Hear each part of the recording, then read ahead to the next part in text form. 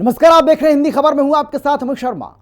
क्या सिस्टम की मनमानी के आगे आम आदमी की आवाज को दबा दिया जाएगा? क्या गरीबों के आशियाने यूं ही मलबे में तब्दील होते रहेंगे? लेकिन इस बार कुछ अलग हुआ है। बांदा में एक जनप्रतिनिधि ने अन्याय के खिलाफ आवाज उठाई और अफसरशाही को सीधी चुनौती दी है।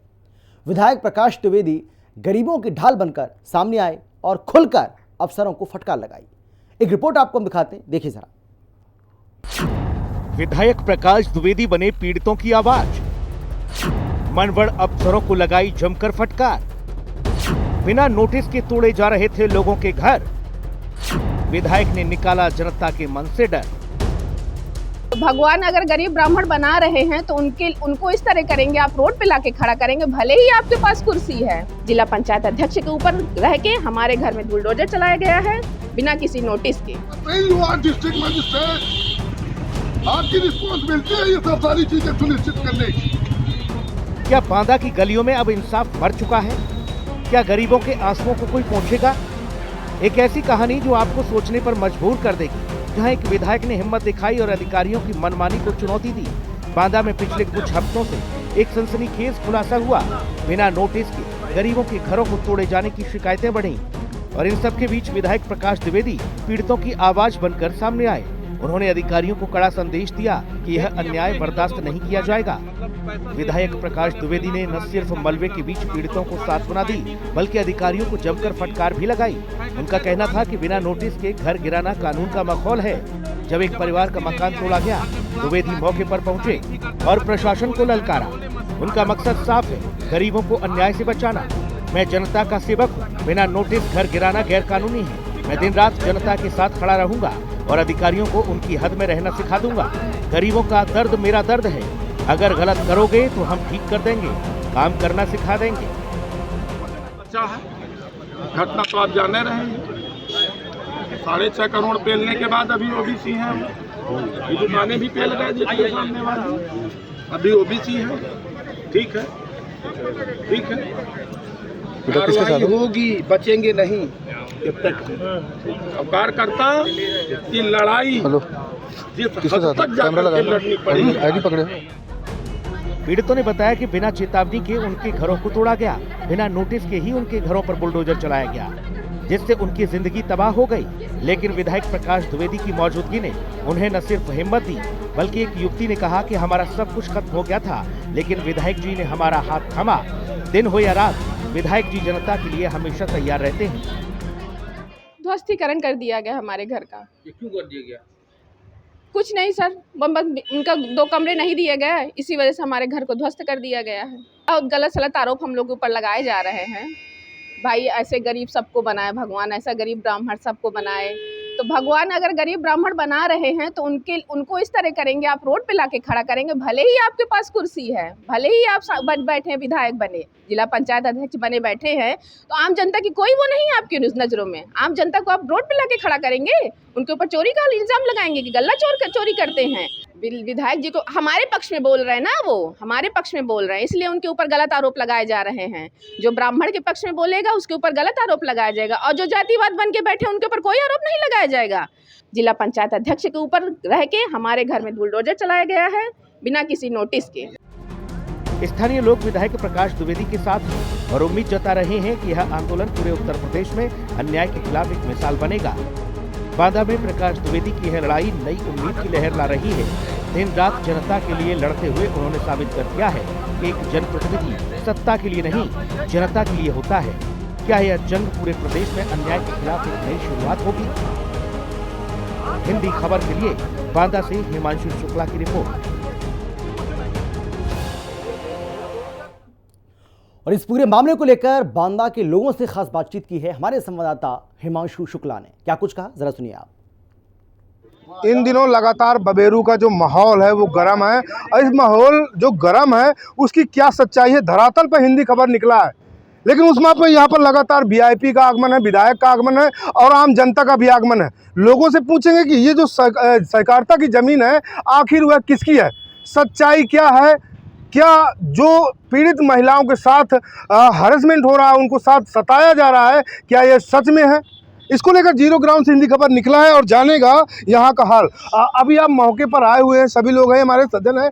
सबसे पहले मैं इन्हीं से बात करता हूँ। अभी आप बांदा से बबेरू आए, यहाँ पर कैसी व्यवस्थाएं देखी आपने?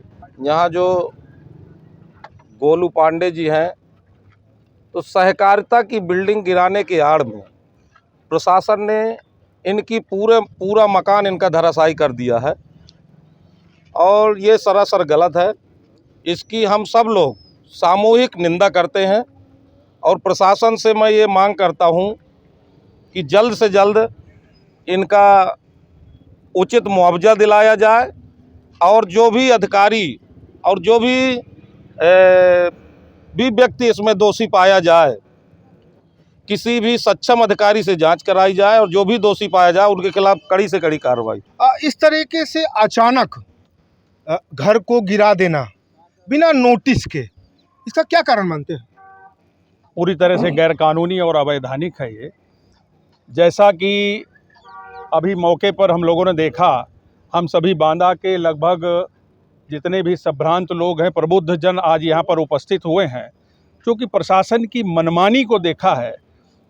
जैसा कि कागजी दस्तावेज देखने के बाद पता लगा कि पूर्व उप जिलाधिकारी बबेरू नमन मेहता जी के द्वारा इस स्थान का पूरा परीक्षण किया गया, नाप की गई, दस्तावेज देखे गए और जो इस ज़मीन के मालिक हैं गोलू पांडे जी के फेवर में उन्होंने अपनी रिपोर्ट प्रस्तुत की। ये 20 सालों से कार्य करता है हमारे गोलू पांडे जी, कुछ नहीं के आज के थोड़ा ना है, ये 20 साल से कार्य करता है। इनका पूरा परिवार पहले से है बीजेपी का, और ये गलत हुआ है। ये सक्रिय सदस्य भी है भाजपा का अपने पार्टी का, और जो भी हुआ है गलत हुआ है। और जिन लोगों ने कराया, जिन अधिकारियों ने ये ध्वस्त किया बिल्डिंग, इनके खिलाफ कानूनी कार्रवाई होना चाहिए और इनके खिलाफ FIR होना चाहिए। हम लोग सब लोग पूरी समाज इनके साथ में है और खड़े। अब ब्राह्मण समाज एकदम से शब्द आ रहा है सामने, उसको लेकर इस मापदंड को कैसे मापते हैं, क्या माना जाता है? नहीं, इसमें देखिए ब्राह्मण समाज क्या, इसमें कुछ नहीं है। ब्राह्मण ये एक बाई चांस की वो गोलू पांडे जी जो है ब्राह्मण समुदाय से हैं और सक्रिय कार्यकर्ता हैं। इसमें इस घटना का जो निंदा है वो सर्व समाज के द्वारा हो रही है। इसमें यहाँ पे आपके सामने जो खड़े हैं, इसमें वैश्य भी हैं, क्षत्रिय भी हैं, बैकवर्ड के भी हैं, हरिजन भी है, सारे लोग इसमें सब शामिल हैं।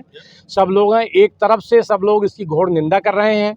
योगी जी ने जो गुंडे और माफियाओं के लिए जो एक मानक तय किए थे कि बुलडोजर चलने के, उनको जेल में बंद करने के लिए सलाखों के पीछे, तो उनको तो योगी जी ने सलाखों के पीछे कर दिया। लेकिन आज जो ये प्रशासनिक अधिकारी जो ये गुंडई पे उतारू हैं, गुंडों की जगह उन्होंने ले लिया है।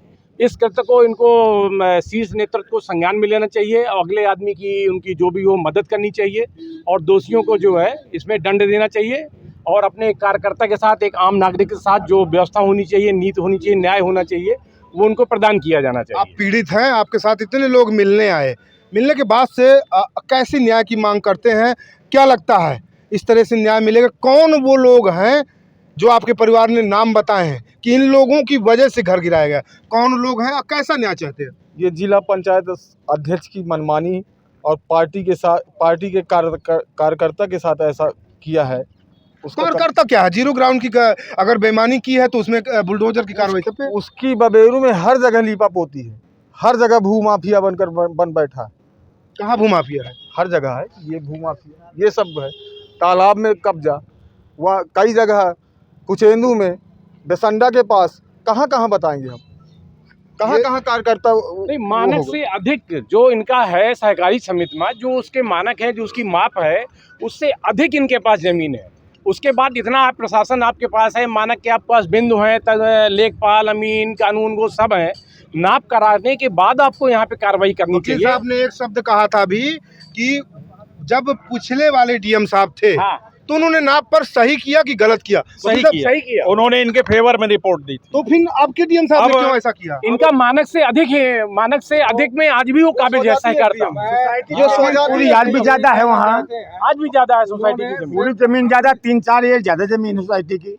तो फिर बुलडोजर की कार्रवाई क्यों हो गई? बुलडोजर करवाई जाए, गुंडागर्दी, और इनसे जबरदस्ती कब्जा चाह रहे थे। 2 दुकानों की इनसे निर्माण की मांग की जा रही थी कि 2 दुकानें हमको बनवा के दे दीजिए। ये सब और देखा जाता है कि जो कार्रवाई हुई वो कार्रवाई कहाँ तक सही है, कहाँ तक गलत है? देखिए, जैसा एज ए अधिवक्ता अगर मैं बात करूंगा तो मैं ये कह रहा हूं, ये किसी भी तरीके से किसी कानून में नहीं लिखा है कि बिना किसी नोटिस के, बिना किसी सिस्टम के आप किसी की बिल्डिंग को गिरा दें। पूर्व एसडीएम यहाँ के जिन्होंने जांच की थी, लेखपाल ने जांच की थी, कानूनगो ने जांच की थी, सब ने अपनी ज़मीन को निकालने के बाद इनके जो निर्माण है उसको सही घोषित किया था। और वर्तमान में मात्र स्वजाति होने के कारण, मात्र इस वजह से कि यहाँ के जिला पंचायत अध्यक्ष भी कुर्मी है और यहाँ का एसडीएम भी कुर्मी है, इस वजह से ये कार्रवाई हुई है। ये निंदनीय है, इसकी हम मतलब बहुत ज़्यादा निंदा करते हैं।